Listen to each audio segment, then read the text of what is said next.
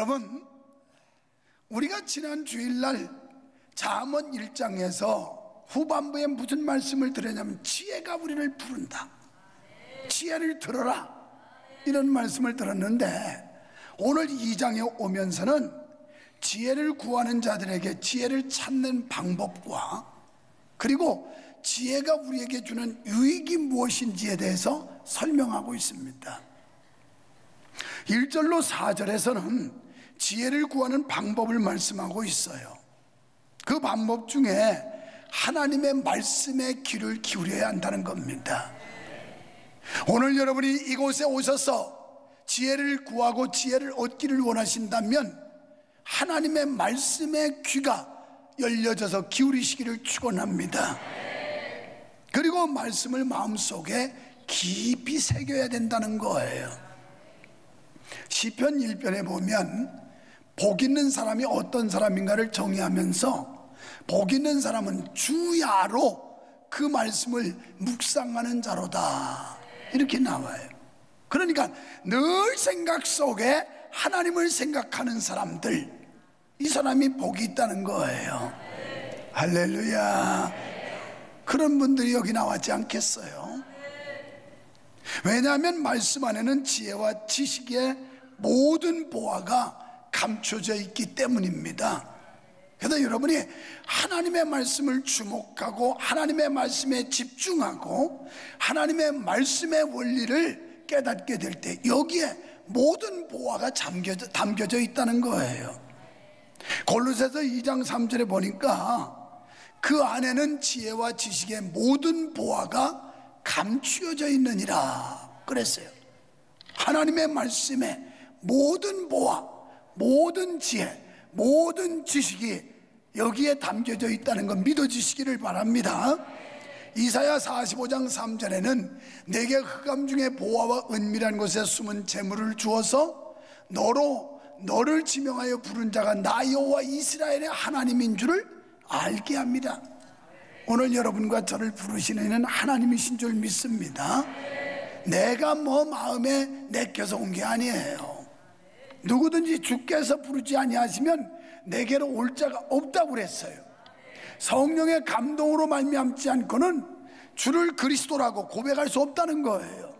여러분이 성령 받아야 되고 하나님께 선택받아야 되고 하나님의 택정함이 있을 때 우리는 그리스도를 주로 고백할 수 있는 거예요. 이게 하나님의 자녀가 될 수 있는 겁니다. 그래서 야고보서 1장 5절에 보면 다 같이 너희 중에 누구든지 지혜가 부족하거든 모든 사람에게 후히 주시고 꾸짖지 아니하시는 하나님께 구하라 그리하면 주시리라. 아멘. 기도하라는 거예요. 그러면 꾸짖지 않는데 사람은 자꾸 측은되면 귀찮아해요. 짜증내요. 왜 이렇게 사람 귀찮게 하느냐고. 그런데 하나님은 자꾸 귀찮게 하면 좋아하신대요. 모든 사람에게 꾸짖지 아니하고 그것도 조금 감질나게 주는 게 아니라 아주 후하게 주신대요.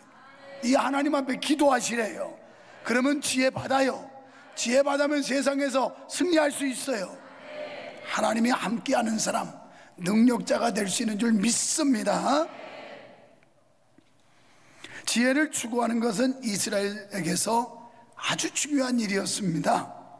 본문 4절에서도 보면 마치 광부가 산에서 은을 구하듯 보배를 캐듯 열심으로 그것을 찾고 구할 것을 강조하고 있어요. 그러니까 광부가 금맥을 찾고 거기서 금을 찾아내기 위해서 열심히 파는 것처럼 우리가 하나님 앞에 이렇게 은혜를 사모하고 하나님의 지혜를 사모하고 능력받기 위해서 열심히 찾으라는 거예요. 아모스 5장 6절에 보면 너희는 여호와를 찾으라 그리하면 살리라. 오늘 여호와를 찾는 여러분 사는 역사가 일어날 줄 믿습니다. 영혼이 살게 될 줄 믿습니다. 생활이 살게 될 줄로 믿습니다. 건강이 살게 될 줄로 믿습니다. 여호와를 찾으라 그러면 네가 살리라. 그렇다면 우리는 왜 지혜를 열심히 찾아야 할까요? 10절로 15절에서는 악한 자에게서 건져주시기 때문이다 이렇게 말씀을 해요. 악한 자는 타락한 본성으로 구부러지고 패역한 행위를 일삼습니다. 그들의 행위는 사탄을 쫓는 어둠의 길이에요. 결국 사탄과 함께 멸망으로 빠지는 죽음의 길입니다. 그러니까 빛된 하나님의 길과는 정반대의 길이에요. 얼핏 보기에는 그 길이 넓어 보여요. 그 길이 화려해 보여요. 그 길이 매력 있어 보여요. 여러분, 지혜가 없는 분들, 은혜가 없는 분들, 믿음이 없는 분들은 저 교회 밖에 세상 일이 훨씬 더 아름다워 보이고 화려해 보이고 재밌어 보이고, 그런데 지혜를 소유한 사람들은 이 시간이 더 재밌고 교회 오는 게 더 행복하고, 할렐루야, 이런 분들만 나오신 줄로 믿습니다. 그렇게 돼야 돼요. 그래서 우리는 천국을 소망하면서 잠시 잠깐 지나가는 이 세상에 모든 걸 걸지 않는다고요. 우리는 영혼의 목숨을 거는 거예요. 영혼에. 거기는 세상적인 기쁨과 만족을 주는 거로 대부분의 사람들은 악한 자를 따라 그 길을 걷습니다. 그러나 지혜로운 사람들은 절대 이 악한 길을 걷지 않아요. 마태복음 7장 13절로 14절에 보니까 우리 보고 뭐라고 그러냐면 너희는 좁은 문으로 들어가래. 아이고, 좁은 문 들어가려면 얼마나 불편해요. 머리 숙여야 되고 몸도 이렇게 굽혀야 되고. 그런데 좁은 문으로 들어가라, 멸망으로 인도하는 문은 크대요. 뻣뻣이 서가지고. 내가 오늘도 예배 시간 다 기리켜서 찬양하는데 어떤 분이 얼마나 밀대처럼 큰지, 나머지는 옆에 있는 사람은 아주 요렇게 보이더라고. 그게 누구냐면 저기 앉아있는 김준영 집사님이 키가 엄청 크거든요. 그랬더니 그 주변에 있는 사람들은 다 이렇게 보이더라고. 그런데 저런 분들이 좁은 문 들어가는 게 얼마나 힘들겠어요. 여러분, 학식이 많고 지식이 많고 세상 게 많고 이 사람들이 이 믿음의 문 들어가는 게 여간 어렵지를 않아요.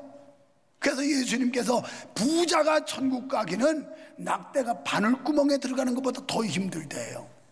세상 걸로 꽉 찬 사람, 세상의 백그라운드 이것 가진 사람들은 천당 가기가 그렇게, 왜 그래요? 겸손하지 않다는 거예요. 교만이 하늘 파충하고 지 힘으로 다 되는 줄 알고 자기 재주로 다 되는 줄 알고 아주 오만하고 불손하고 이러니 고분고분하고 겸손해 예수님 지혜를 받아들이는데 지혜를 거부하니 천국 갈 수가 없는 거죠. 그래서 너희는 좁은 문으로 들어가라, 넓은 문으로 가지를 말아라. 그 문은 크고 그 길이 넓어 그리로 들어가는 자가 많고 편리주의, 편의주의, 부담 없는 거, 이거 사람들이 하기 좋아해요. 생명으로 인도하는 문은 좁고 협착하여 찾는 이가 적으니라. 여러분, 예수 믿기가 부담스럽다고, 불편하다고, 또 뭐 예수 믿으려니까 규제도 많고 제약도 많다고 꺼려하는 사람들이 많은데요, 그러다 보니까 이게 좁은 길이야. 사실 예수 믿으려면 얼마나 바쁩니까? 일부 예배 몇백 명의 사람들이 모였는데 그 중에 장로님들을 중심으로 해서 일부 예배들이 그 지금 구석구석에 들어가서 다 하루 종일 헌신하고 있어요. 밤 예배까지 헌신을 하고 있어요. 이게 얼마나 인간적으로 보면 불편한 일이에요. 정말 힘든 일 아니겠어요? 여기 이분들도 마찬가지예요. 예배 시간 한참 전부터 와가지고 그러고서 연습하고 리허설하고, 그러고 또 가는 것도 아니고 점심 먹고 또 오후에 또 연습하고, 이게 보통 불편한 게 아니라니까요. 여러분처럼 그냥 예배 1시간 달랑 드리고 하는 분들이야 별 부담 없지 그냥. 그래서 목사가 그날 은혜롭게 설교 잘하면 기분 좋고 조금 좀 비위 거슬리면 짜증나고 인상 팍 쓰고 가고 막 이러는데, 그런데 온종일 거룩한 재단에서 하루 종일 섬기는 게 이게 보통 좁은 문이겠냐고요. 오늘 우리 사모님한테 간증문 보낸 집사님 남편이 법학을 전공하고 그렇게 교만하고 그랬었는데, 금요 기도하다가 방언받고 막 뒤집어지고 회개하고 그래가지고 변화받아 너무 기뻐가지고 간증문을 보낸 거예요. 그러니까 이게 뭐 세상 것들로 꽉 차 있고 세상 것들로 꽉 차 있는 사람들, 이 사람들이 천국 가기가 약대 낙타가 바늘구멍으로 들어가는 것보다 더 힘들 때예요. 그 여기 나오신 분들은 아주 겸손한 분들이에요. 할렐루야. 여러분, 신앙생활은 타협하는 게 아니에요. 오늘 뉴스에 저녁 예배 다시 7시로 복원했습니다 나오죠. 살짝 기분 나쁜 사람들도 있어 하더라고요. 1시간 빨리 가서 좋았는데 왜 또 목사님이 미친 짓을 또 하나. 미친 짓이 아니라 제정신으로 돌아온 거예요. 살짝 한 3, 4주 미친 짓을 하다가, 그래서 왜 그걸 땡겼느냐면 여성분들이 이렇게 돌아가면서 주일 밤에 밥을 하는데 이게 부담스럽다는 거예요. 그래서 1시간을 당겨가지고 컵라면에다 밥 주면 되지 않겠냐고. 그러면 우리가 당번을 안 해도 되지 않겠냐고. 그래서 그 말 들으니까 그것도 그럴싸해서 그럼 우리 함께 땡겨보자고 땡겼더니, 그랬더니 땡겼더니 뭐 권사들부터 안 오더라고. 집에 갔다가 오히려 더 손해더라고. 그래서 신앙은 타협이 아니더라니까. 아니면 아니고 기면 긴 거예요.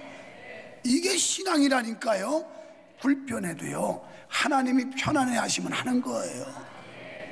내가 편안해도 하나님이 불편해 하시면 안 하는 거예요. 그게 믿음이라고요. 할렐루야. 할렐루야. 여러분, 성도는 하나님이 주시는 지혜가 있어야 참과 거짓을 구별할 수 있고요, 사망과 생명을 구별할 수 있는 겁니다.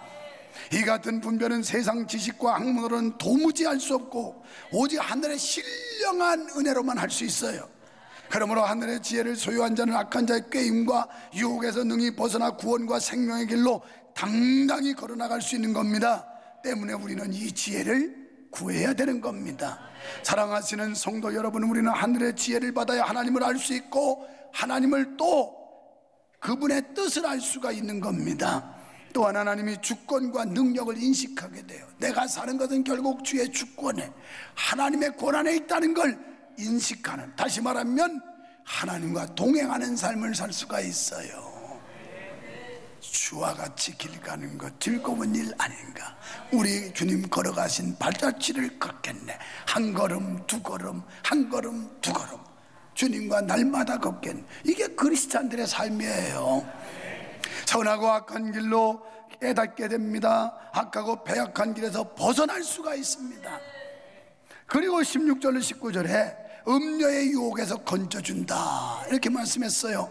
본문에 음녀라는 단어는 아사자라라는 히브리어인데, 이 단어는 노크리아라고 하는 이방 계집과 같은 동요예요.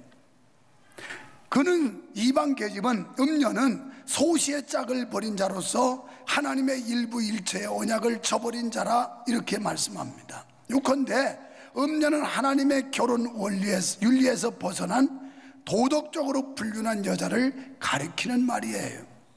이 여자들은 타락한 세상 정욕을 쫓아 말로 호리는 자입니다.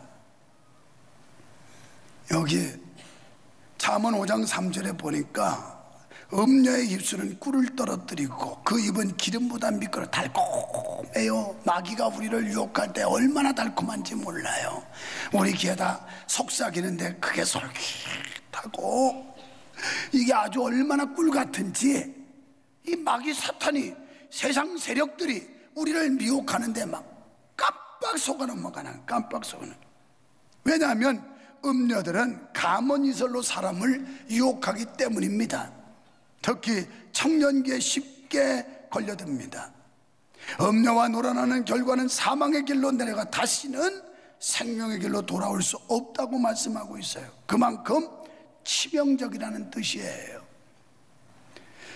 여러분, 그래서 4세기 말엽에 콘스탄티노플의 교부였던 크리소스톰은 음욕에 빠진 자를 순결의 길로 돌이키는 일은 죽은 자를 살리는 것만큼 어렵다 그랬어요. 한번 우리가 이 음욕에 빠져서 타락한 사람을 다시 건져내는 일은 죽은 자를 살리는 것만큼이나 힘들다는 거예요. 그래서 우리는 방어해야 되고 경계해야 되고 우리가 물리쳐야 하고, 이 타락한 문화와 잘못된 사상과 이런 것들을 맞서 대항해야지, 거기 빠지면 이걸 끌어내는데 죽은 자를 살리는 것보다 힘들대요. 이 정욕적이고 유혹적인 음료를 물리치는 길은 지혜를 갖는 것입니다. 여러분, 타락한 인간의 선의 길을 걷는다는 건 결코 쉬운 일이 아니에요. 타락한 인간의 본성은 죄의 길과 악의 길로 강하게 이끌고 있기 때문이에요. 그러다 보니 지혜가 없는 자들은 당연하다는 듯이 이 길을 따라가요. 그게 당연하다고 막 따라가요. 분별하셔야 돼요. 그들은 죄가 무엇인지를 분별할 수 있는 지혜가 없기 때문에 그래요. 하지만 지혜를 소유한 자들은 마치 빛을 소유한 자 같아서 캄캄한 밤중에도 어그러진 길을 가지 않습니다. 왜냐하면 주의 말씀은 내 발의 등이요 빛이니이다 그랬거든요. 그래서 말씀의 빛, 이걸 쫙 비추고 가면 어그러진 길인지 바른 길인지를 다 알게 돼 있어요. 그래서 어그러진 길을 안 간다고요. 안 간다고. 하지만 그렇습니다. 그래서 지혜는 선과 의의 길, 생명과 구원의 땅으로 인도하는 등불이요 나침반입니다. 예수님의 인도를 받아야 되는데 예수님께서 요한복음 14장 6절에 내가 길이다 그랬잖아요. 길 대신 예수님, 그분의 인도를 받아야 된다는 거예요. 그리고 우리는 좌우를 분별할 수 없어요. 방향을 알 수가 없어요. 그때 말씀이 나침반이에요. 그래서 동서남북을 가르쳐줘요. 어디로 가야 되는지를 알려준다고요. 사랑하는 성도 여러분, 지혜는 구해도 좋고 안 구해도 그만인 게 아니에요. 그것은 구하면 살고 안 구하면 죽는 겁니다.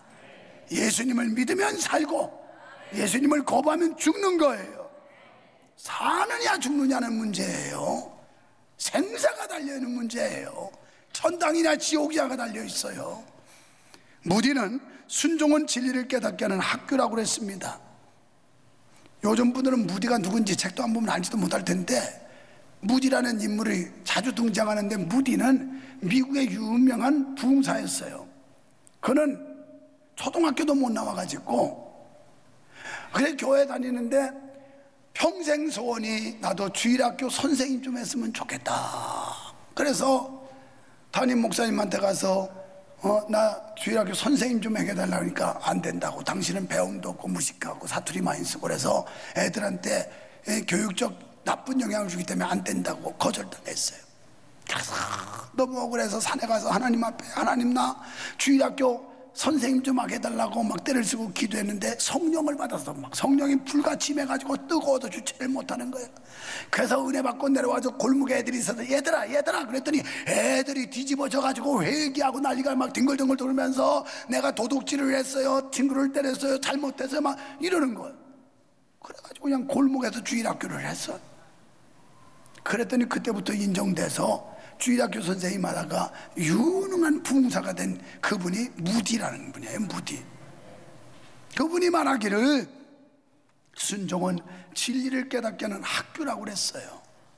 그러니까 말씀의 순종이 깨달음의 길이라는 겁니다. 여러분, 복된 사람은 깨달음의 사람인 줄로 믿습니다.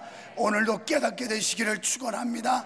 아무리 강단에서 파워풀하게 메시지가 선포돼도 깨닫지를 못하면 꽝이에요. 뭔가 마음에 느낌이 오고 가책이 오고 결단이 오고 깨달음이 와야 된다는 거예요. 그걸 은혜 받았다 부르는 거예요. 여러분, 복된 사람은 모든 선한 길을 깨닫는다는 말인데요, 깨닫는다는 말은 바로 뭐냐면 바로 본다, 바로 안다, 그 뜻이에요. 하나님을 바로 봐야 되고 천당을 바로 봐야 되고 하나님의 뜻을 바로 봐야 되고, 그리고 바로 안다는 건, 이건 안다는 건 믿는다는 거예요. 믿는다. 저 아는 사람 많습니다. 그런데 그 사람들이 나 아는 거 아니에요. 여러분, TV에 나오는 연예인 많이 알지요? 그 사람들 여러분 친합니까? 안다고 제대로 압니까? 그냥 어떤 뉴스 매체를 통해서 아는 거지, 그 사람한테 아무개씨 나 알지요? 누군데요? 그 아는 건 그걸 안다고 하는 게 아니에요. 아주 긴밀하고 밀접한 관계, 서로 신뢰할 수 있는 관계, 이게 아는 관계예요. 복된 사람은 지혜를 영접한 사람입니다. 10절에 지혜가 그 마음에 들어간다는 말씀은 히브리어로 타보라고 하는 단어인데요, 이건 마음속에 사는 것이다 이 뜻이에요. 그러니까 지혜가 이 마음속에 들었다. 예수님이 내 마음의 보좌에 좌정하시고 성령님이 내 마음에 충만하게 계시고, 이게 사는 것이라는 거예요. 사는 것. 할렐루야. 다시 말하면 마음속에 거주한다는 말씀이에요.